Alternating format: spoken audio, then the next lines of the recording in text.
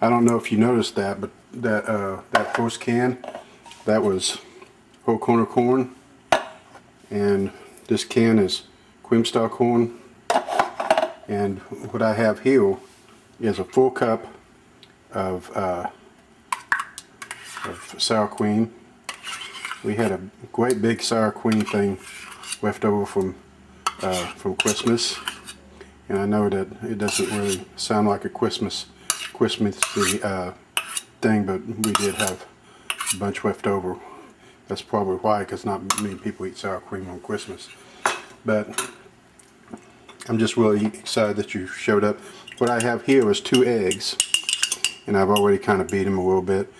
I've noticed that a lot of these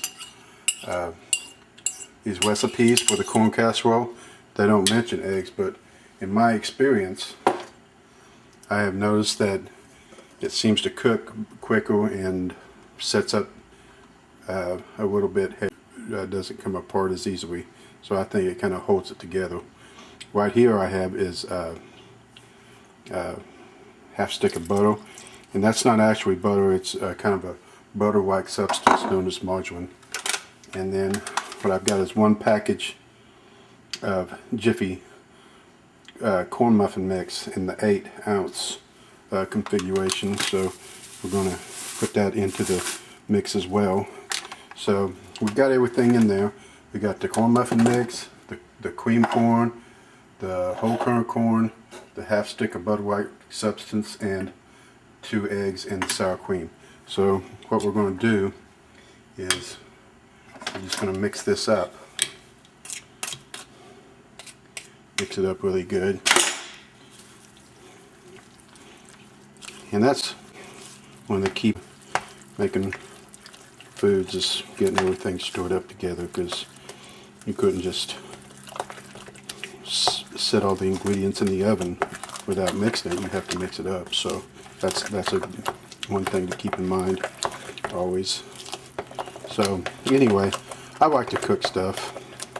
I like to make brownies, sandwiches, and not that there's anything wrong with going out and getting stuff. I like Taco Bell and Bueno pretty good, but sometimes, you know, if you're going to a function like a bunko party or a housewarming party or some other type of party, it's better to bring something that's homemade. So we got that all stored up, and it had some of those adhesive boogers in the bottom of it. You definitely don't want that in your casserole. So clean that all out like that. And what I'm going to do is, I've got some olive oil, non-stick spray. I'm going to put some of that in the bottom of it, and hopefully when the ladies are digging out their corn casserole, it won't be sticking to the bottom. So I'm just going to, I don't think anybody wants to watch this video of my oven for an hour. So we've got all that in there. Show me put it in the oven here. Got my oven preheated, and just going to put my corn casserole right here in the oven.